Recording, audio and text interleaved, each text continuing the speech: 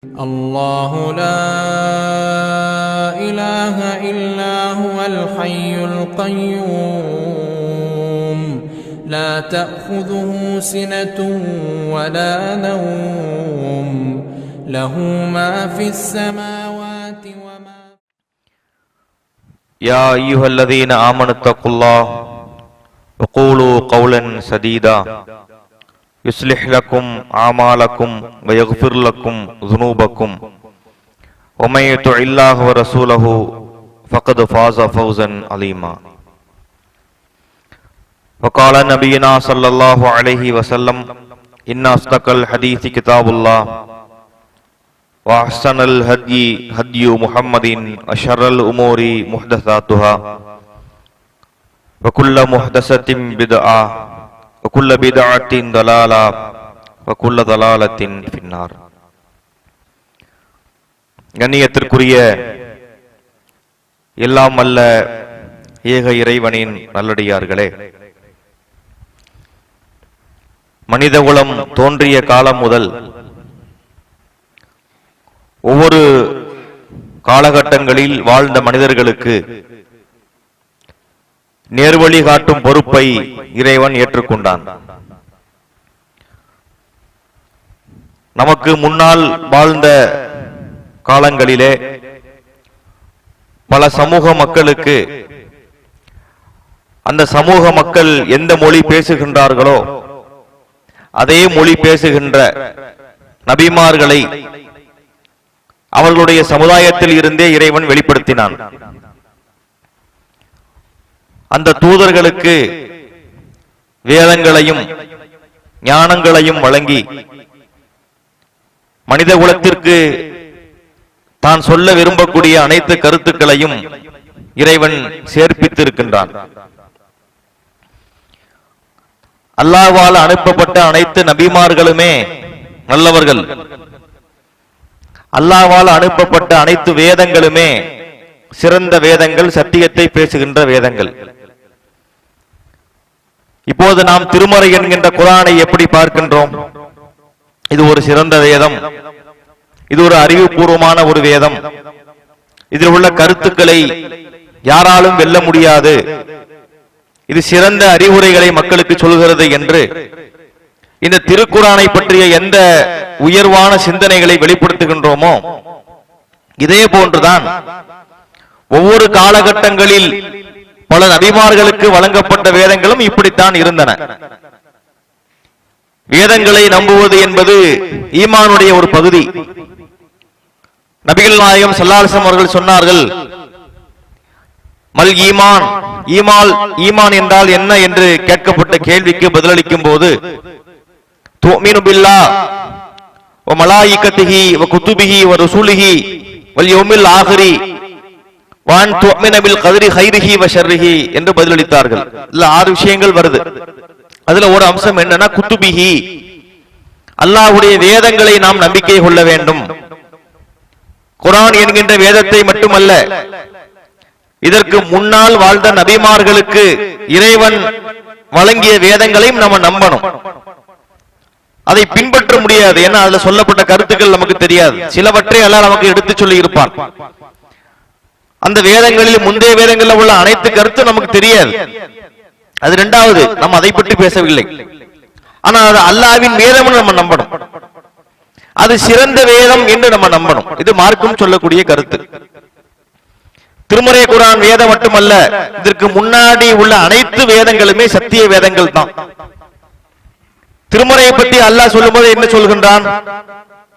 இந்த குர்ஆன் என்பது தௌராத்தையும் இன்ஜீலையும் உண்மைப்படுத்தக்கூடியது என்று சொல்கின்றான்.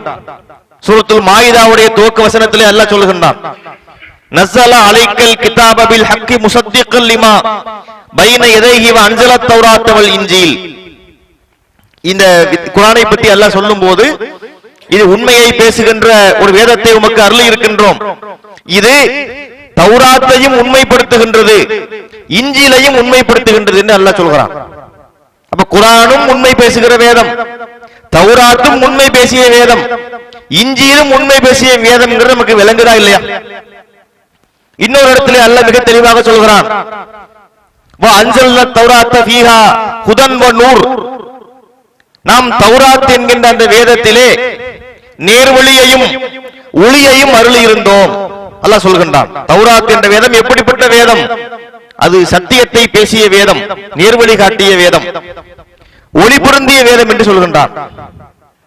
ஈசா நபியை பற்றி சொல்லும் போது ஆத்தைனாகுல் இஞ்சில், நாம் அவருக்கு இஞ்சில் என்கின்ற வேதத்தை கொடுத்தோம்.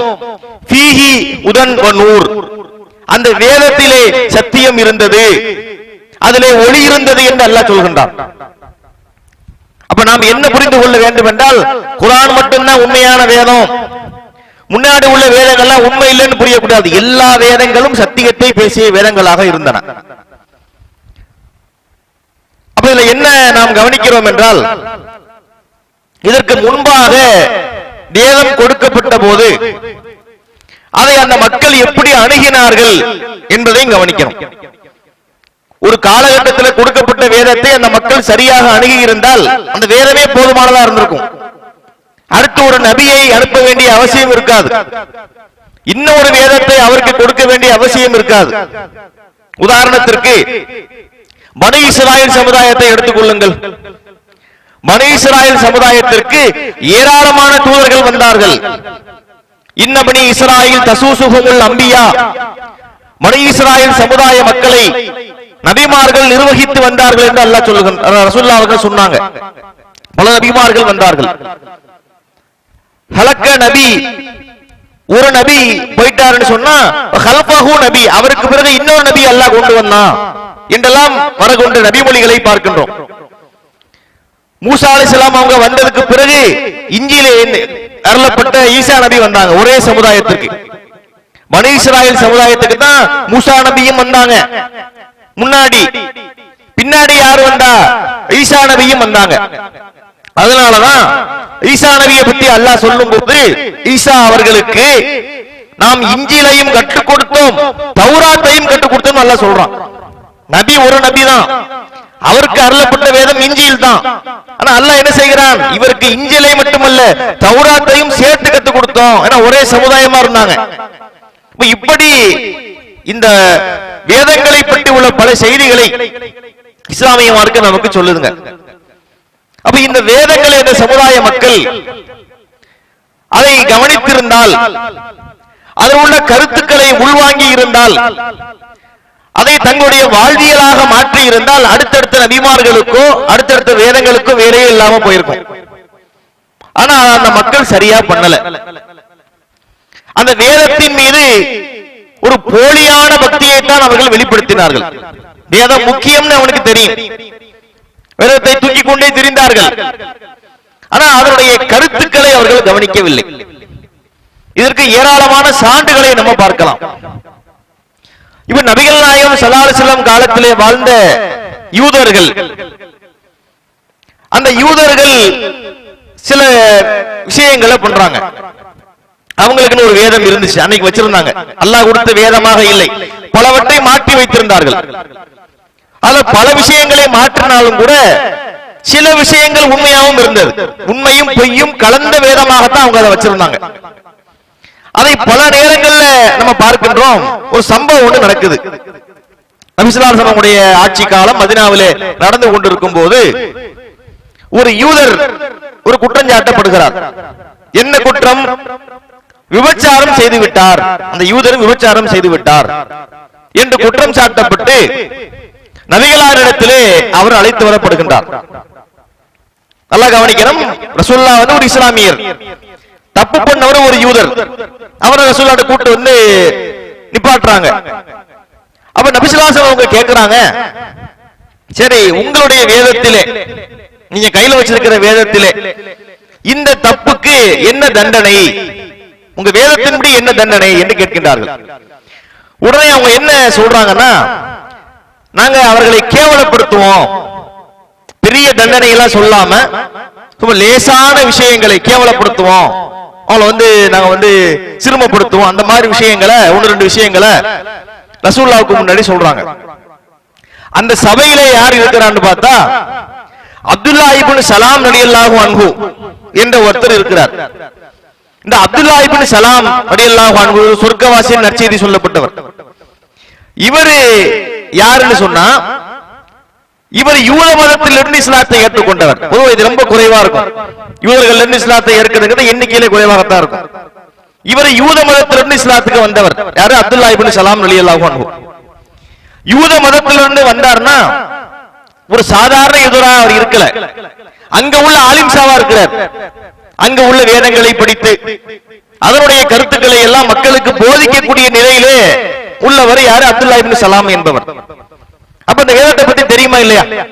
சாதாரண மக்களுக்கு கூட வேதத்தை பத்தி டீப்பா தெரியாது. அங்க உள்ள ஆலிம்சாங்கும் போது வேதத்தை பத்தி எல்லாம் அவருக்கு நல்லா தெரியும்.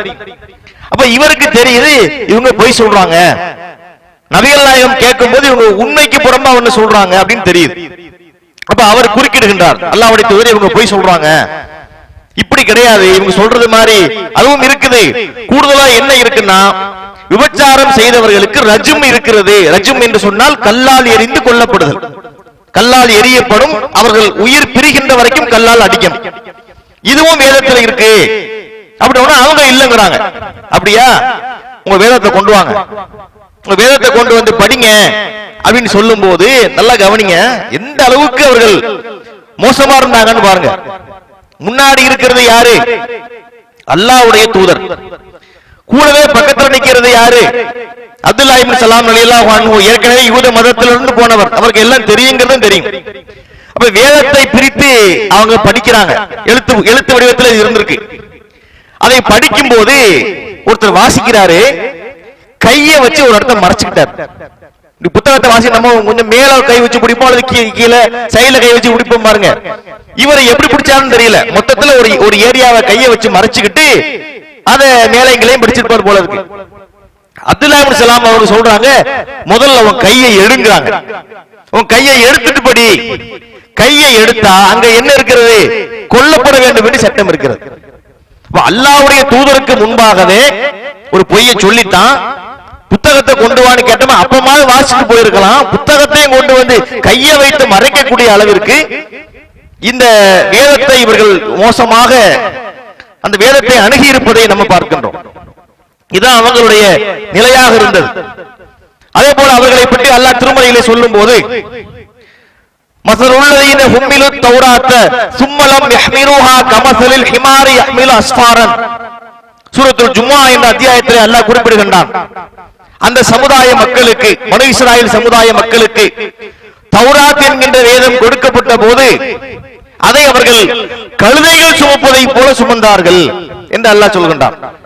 இந்த வேதத்தை மதிக்கலன்னு சொல்லல, மதிச்சான். இந்த வேதத்தை அவன் அணுகினான், வேதத்தோடு தொடர்பிலே இருந்தான்.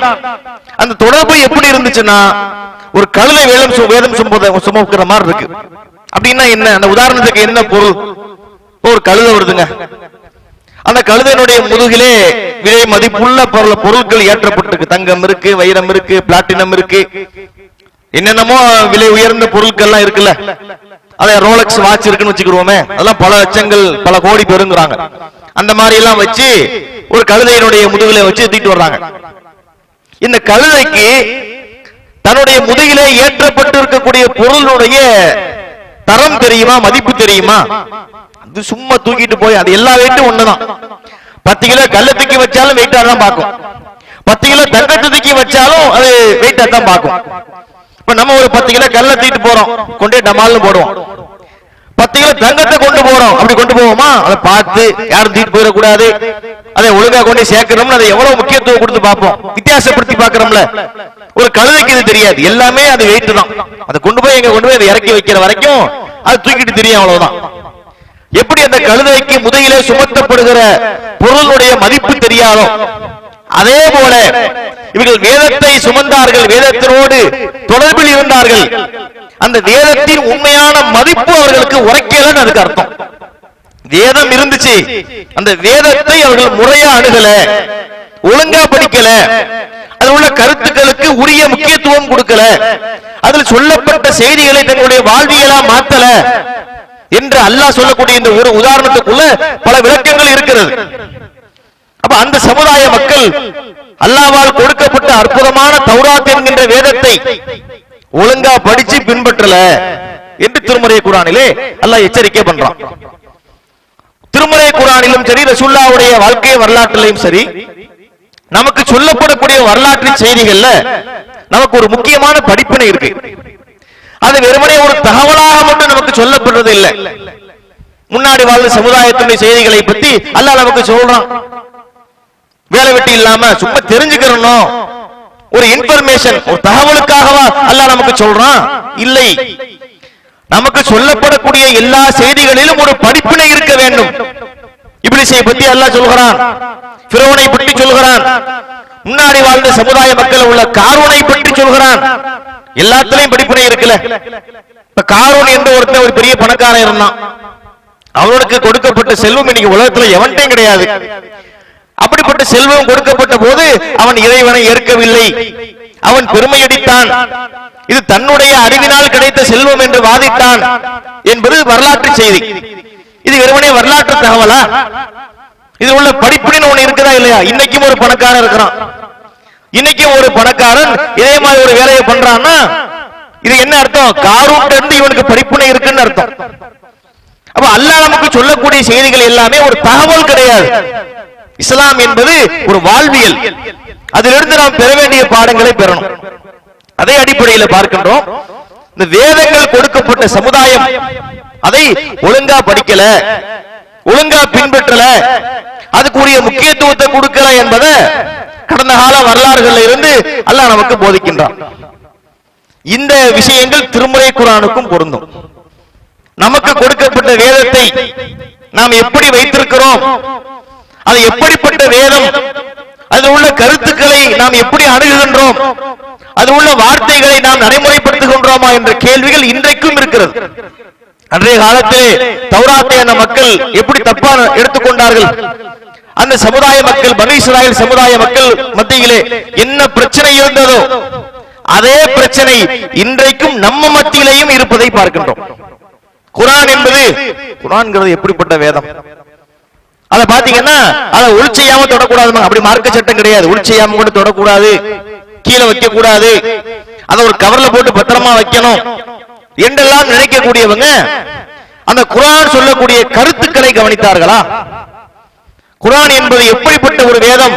யா அய்யுஹன்னாஸ் கத் ஜாஅத்துக்கும் மௌஇலத்துன் மின் ரப்பிக்கும் வ ஷிஃபாஉன் லிமா ஃபி சுதூர் ஹுதன் வ ரஹ்மத்தன் லில் முஃமினீன். திருமறை குர்ஆனை பற்றி அல்லாஹ் சொல்லுகின்ற அற்புதமான வசனம், மனிதர்களே உங்கள் ரப்பிடத்தில் இருந்து உங்களுக்கு அழகிய அறிவுரை வந்திருக்கின்றது, உங்கள் உள்ளங்களில் உள்ள நோய்களுக்கு அதிலே அருமருந்து இருக்கின்றது, அதிலே நேர்வழி இருக்கின்றது என்றெல்லாம் திருக்குர்ஆனை பற்றி அல்லாஹ் சொல்லி காட்டுகின்றான். அந்த திருக்குர்ஆனை நாம் எந்த அளவுக்கு படிக்கிறோம்? நாம் மனதிலே கை வைத்து முடிவு செய்ய வேண்டும். திருமறை குர்ஆனை நாம் இறைவன் சொல்லுகிற அடிப்படையில், அல்லாஹ்வுடைய தூதர் இந்த குர்ஆனுக்கு எப்படிப்பட்ட முக்கியத்துவத்தை வழங்கினார்களோ அதே முக்கியத்துவத்தை நாம் வழங்குகின்றோமா என்பதை நாம் சிந்திச்சு பார்க்கணும். எத்தனையோ விஷயங்களை இன்னைக்கு படிக்கிறோம். செல்போன் வந்தாச்சு. இன்னைக்கு ஒரு மனிதனுடைய நேரத்திலே, வாழ்க்கையில பல மணி நேரங்களை அவன் செல்போனிலே செலவழிக்கின்றான். சில பேர் பயனுள்ள விஷயங்களையும் படிக்கிறாங்க. செல்போனை எடுத்து பேஸ்புக்ல உள்ள எல்லா விஷயங்களையும் படிப்பார், இன்ஸ்டாவுல போவார், அதே போல எக்ஸ் தளத்துக்குள்ள போவார், எல்லாத்தையும் போய் படிப்பார். சில உலக அறிவுக்கு படிக்காத கூட வச்சுக்குவோம். இப்படி படிக்கிறவரு இறைவன் நமக்கு சொன்ன வேதத்தை முதல்ல படிக்கணுமா இல்லையா? அல்லாஹ் அருளிய வேதத்தை நமக்கு நேர்வழி இருக்கு, பல விஷயங்கள் எல்லாம் நமக்கு அதுல சொல்றான். குர்ஆனுடைய வசனங்கள் மனிதனுடைய வாழ்க்கையை செம்மைப்படுத்தக்கூடியதாக இருக்கிறது. அதில் பல அற்புதமான தகவல்களை அல்லாஹ் பதிவு செய்திருக்கின்றான் என்பதை உணர்ந்து படிக்கணுமா இல்லையா? ஒரு ஆள் நமக்கு அனுப்புறாருங்க, நம்ம நெருங்கிய நண்பர், அவர்கிட்ட ஒரு செய்தி வருது. அதை என்ன செய்வார்? ரொம்ப கவனத்தோட போய் படிப்பார். ஒரு காவல்துறை, உதாரணத்துக்கு ஒரு காவல்துறை அதிகாரி இருக்காரு. ஒரு பெரிய அதிகாரிட்ட இருந்து அவருக்கு ஒரு வாட்ஸ்அப்ல ஒரு செய்தி வந்திருக்கு. ஒரு டிஐஜி இருந்து, ஒரு டிஜிபி இருந்து ஒரு எஸ்எம்எஸ் வந்திருக்கு, ஒரு வாட்ஸ்அப் வந்திருக்குன்னு வைங்களேன். உடனே போய் அதை கவனமா படிப்பாருங்க. முக்கியமான அதிகாரிட்ட இருந்து செய்தி வந்திருக்கு, கவனமா படிக்கிறார்ல. இந்த முக்கியமான அதிகாரிகளை விட படைத்த இறைவன் எவ்வளவு ஒரு பெரிய உயரத்தில் இருக்கிறான். அவனிடத்திலிருந்து அருளப்பட்ட வேதம் இன்னைக்கு நம்ம கையில இருக்குது. அதே முக்கியத்துவத்தோடு படிக்கின்றோமா? நம்முடைய வாழ்க்கையிலே திருமறை குர்ஆனை வாசிப்பது என்பது எவ்வளவு குறைந்து போய்விட்டது. அன்னைக்கெல்லாம் ஒரு காலத்துல படிப்பார்கள், அதிகமா படிப்பார்கள். இன்னைக்கு மொபைலோட நம்ம என்ன செய்யலாம், குர்ஆன அப்ளிகேஷன் மூலமா படிக்க முடியும். ஆனா அதுக்கெல்லாம் நேரம் இல்லைங்கிறோம். கேட்டா நேரம் இல்ல பாய். இப்ப நேரம் இல்லை இதையம் பண்றீங்கன்னா டைமே போக மாட்டேங்குது. இது முரண்பாடா இருக்கு. நேரம் இல்லைன்னா அவருக்கு நேரமே இல்லைன்னு அர்த்தம். அப்ப ஏன் அந்த ரீல்ஸ் எல்லாம் பாக்குறீங்க, அங்க போய் நின்னீங்க, அந்த பார்க் பக்கத்துல உங்களை பார்த்தனே, டைமே போகல, போர் அடிக்குது. இந்த ரெண்டு கருத்து முரண், ஒண்ணுக்கு ஒண்ணு முரண் இல்லையா? இல்ல இன்னொன்றையும் பார்க்கின்றோம். போர் அடிச்சா கூட பார்க்குக்கு போவோமே தவிர குர்ஆனை படிக்க மாட்டோம். நான் பார்க்குக்கு போக கூடாதுன்னு சொல்ல வரல, சரியாக புரிந்து கொள்ள வேண்டும். அதுவே தனி. அல்லாஹ்வுடைய வேதத்துக்கு உரிய முக்கியத்துவத்தை வழங்கி அதை நாம் படிப்பது கிடையாது. இது முதல் விஷயம். இன்னும் ஒன்று, படித்த செய்திகளை, அறிந்த செய்திகளை நாம் நடைமுறைப்படுத்துறதுல பிரச்சனை இருக்கு. இப்ப திருமறை குர்ஆன்ல 6000க்கும் மேற்பட்ட வசனங்கள் இருக்கின்றன. எல்லா வசனமும் நம்முடைய நினைவில் இருக்காது, எல்லாமே நமக்கு தெரியவும் செய்யாது. அப்படி வச்சுக்கிறோம். ஒரு ஆளுக்கு ஒரு 100 வசனம் தெரியுது, ஒரு ஆளுக்கு 200, 500, 1000 அவங்களுடைய அறிவுக்கு ஏற்ப தெரியுதுன்னு வச்சுக்கிறோமே. தெரியாத வசனங்கள் ஒரு பக்கத்துல இருக்கட்டும், இன்ஷா அல்லாஹ் அதை தெரிஞ்சுக்கிறோம். அது ரெண்டாவது வைப்போம். தெரிந்த வசனங்களை, திருமறை குர்ஆனில் சொல்லப்பட்ட சட்டங்கள்ல நம்முடைய அறிவுக்கு எட்டிய விஷயங்களையாவது நாம் குறைந்தபட்சம் நடைமுறைப்படுத்தி இருக்கின்றோமா? குர்ஆன்ல இருக்குன்னு தெரியும், சட்ட மார்க்கத்தில் இருப்பது தெரியும், ஆனா நடைமுறைப்படுத்துறது இல்ல. அப்ப குர்ஆன் என்பது வெறுமனே ஒரு வாசிப்புன்னு தானே ஆகுது. குர்ஆனை ஓதுவதை மார்க்கம் நன்மையாக்கி இருக்கின்றது. எழுத்துக்கு 10 நன்மை, தமிழ்ல படிச்சாலும் நன்மை இருக்கு, அரபியில படிச்சா எழுத்துக்கு 10 நன்மை இருக்கு. ஆனா இது மட்டும் தான் திருமறை குர்ஆனா? இது இபாதத்து. இது அதையும் தாண்டி அதுல சொல்லப்படக்கூடிய கருத்துக்கள் நம்முடைய வாழ்வியலாக மாற வேண்டும் என்பது இதுல இருக்குதா இல்லையா? அப்ப அதை படித்து அதை நம்முடைய வாழ்க்கையில மாற்றலன்னு சொன்னா, தௌராத்து கொடுக்கப்பட்டு அதை பின்பற்றாத சமுதாயத்தை பார்த்து இவர்கள் வேதம் சுமக்கும் கழுதைகள் அல்ல எச்சரிக்கை பண்ணானே, அதே எச்சரிக்கை இவங்களுக்கும் பொருந்துமா இல்லையா? அல்லாஹ் நமக்கு சொல்லக்கூடிய சட்டம் என்பது சும்மா ஒரு தகவல் கிடையாது. அது நம்மகிட்ட அல்லாஹ் எதிர்பார்க்கின்றான். ஒரு இஸ்லாமிய இடத்திலே இந்த பண்பு வெளிப்பட வேண்டும், இந்த ஏகத்துவம் வெளிப்பட வேண்டும், இந்த கொள்கை உறுதி அவரிடத்தில் இருக்க வேண்டும், இந்த நற்பண்புக்குரியவனாக அவன் இருக்க வேண்டும். நான் சொன்ன அடிப்படையிலே அவன் திருமணத்தில் இருந்து, வியாபாரத்தில் இருந்து அனைத்து காரியங்களையும் நடைமுறைப்படுத்த வேண்டும். அவனுடைய வாழ்க்கை முழுவதுமே இஸ்லாமாக இருக்க வேண்டும். இதுதான் எதிர்பார்ப்பு. அதுக்குத்தானே அதை சொல்லக்கூடிய வேதத்தை எல்லாம் தந்திருக்கின்றான். அதற்கு விளக்கமாக நபிகளாருடைய பொன்மொழிகளை தந்திருக்கின்றான். அதுதான் நம்ம படிக்கிறோம், அதான் நம்ம பயான்கள்ல கேட்கிறோம். அது இந்த காதுல வாங்கி நம்முடைய காதுகளுக்குள்ள போகுது, உள்ளங்களுக்குள்ள போகுதா அது தெரியல. உள்ளங்களுக்குள்ளே போயிருந்தால் நம்முடைய வாழ்க்கை இஸ்லாமாக முற்றிலுமா மாறி இருக்குமே. இஸ்லாத்தில் உள்ள சொல்லப்பட்ட எத்தனை விஷயங்களை, குர்ஆன் போதிக்கக்கூடிய எத்தனை காரியங்களை மீறி நடக்கக்கூடிய மக்களாக நம்முடைய மக்கள் இருக்கின்றார்கள். அப்ப அவங்க சிந்திக்க வேண்டும். இறைவன் நமக்கு வாய்ப்பளித்துக் கொண்டே இருக்கின்றான். நாமும் அந்த வாய்ப்பை பயன்படுத்த வேண்டும் என்று விரும்பக்கூடியவங்களாம் இருக்கிறோம். அவன் தப்பு செய்யறான், அவன் திருந்துவானா, ஒரு வாய்ப்பு தரும். நமக்கும் என்ன தப்பு போனானுங்கிறதா விருப்பம். யாராவது ஒருத்தருக்கு நிறைய பாவம் பண்ணி, கோடிக்கணக்கான பாவம் பண்ணி நிரந்தர நரகத்துக்கு போகணும்னு யாருக்காவது ஆசை இருக்குமா? இல்லை. பாவம் பண்ணுகிறார், ஆனா இவருடைய எண்ணமும் எதிர்பார்ப்பும் சொர்க்கத்துக்கு போகணும்னு தான் இருக்கு. திருந்த வேண்டும் என்று அல்லாஹ் நினைக்கிறான், திருந்த வேண்டும் என்று நாமும் நினைக்கிறோம், ஆனா திருந்த மாட்டோம். இந்த மாதிரி பயான்களை கேட்கும் போது ஒரு உள்ளத்துல ஒரு சிந்தனை வந்துருது, சரி இன்னைக்கு சொன்ன மாதிரி நம்ம திருந்திரணும், இதுக்கு பிறகு இந்த பாவங்கள் பண்ணக்கூடாது, இதற்கு பிறகு வேதத்தை வாசிக்க வேண்டும், அந்த வேதத்தில் சொல்லப்பட்ட தகவல்களை நடைமுறைப்படுத்த வேண்டும் என்று நினைக்கிறோம். ஆனா இங்கிருந்து சென்ற உடனே அது மாறிடுது, கொஞ்ச நேரத்துல மாறிடுது. நல்ல விஷயங்கள் உள்ளத்துல நிலைப்பது ரொம்ப குறைவா இருக்குது, தீய விஷயங்கள் உள்ளத்துல ரொம்ப சர்வ சாதாரணமா பரவி விடுகின்றது. அப்ப நாம் இதை என்ன செய்யணும் சொன்னா, ஒரு ஒருமைப்பாட்டோடு குர்ஆனோடு உண்டான ஒரு தொடர்பை நம்ம அதிகப்படுத்த வேண்டும். இந்த குர்ஆன் என்பது சாதாரண ஒரு புத்தகம் அல்ல, நாம் படிக்கிற வாராந்திர தினசரி பத்திரிகைகள் அல்ல. அல்லாஹ்விடத்திலிருந்து நமக்கு சொல்லப்படுகின்ற முக்கியமான செய்தி என்ற உணர்வோடு அந்த வேதத்தை நாம் வாசிக்க வேண்டும், அதில் சொல்லப்பட்ட கருத்துக்களை உள்வாங்க வேண்டும், அதை நடைமுறைப்படுத்துவதற்கு நாம் முயற்சிக்க வேண்டும். இல்லன்னு வைங்க, சொல்லப்பட்ட எல்லா தகவலையும் கேட்டுட்டு இந்த காதல வாங்கி அந்த காதலை விட்டு விட்டு நாம் அப்படியே போய் மறுமையிலே நின்றால் நம்மை விட சிறுமையடைந்த சமுதாயமாக யாரும் இருக்க முடியாது என்பதை கவனத்தில் கொண்டு இந்த வேதத்தை மதிக்க வேண்டும். அதில் சொல்லப்பட்ட செய்திகளை நல்ல முறையிலே கவனித்து அதை நம்முடைய வாழ்க்கையிலே உடனடியாக நடைமுறைப்படுத்துகின்ற நன்மக்களாக நாம் மாற வேண்டும்.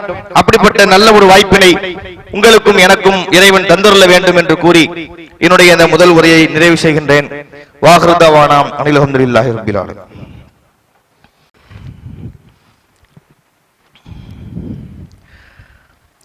கண்ணியத்திற்குரிய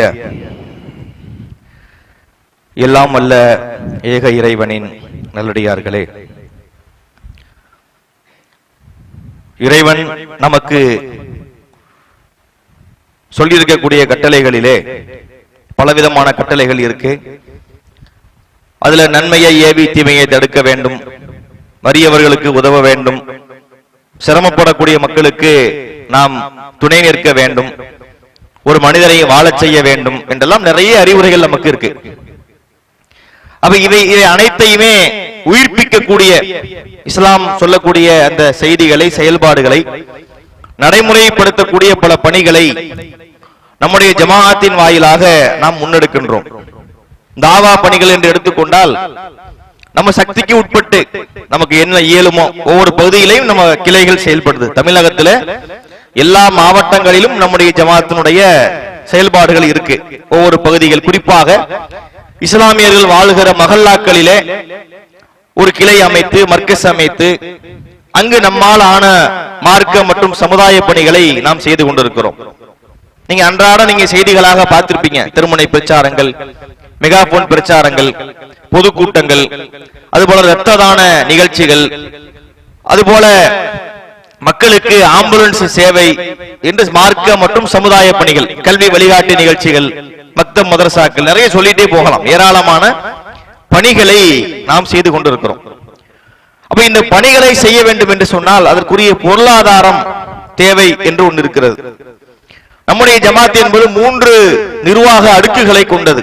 மாநில நிர்வாகம், மாவட்ட நிர்வாகம், கிளை நிர்வாகம் என்ற 3 அடுக்குகளை கொண்டது.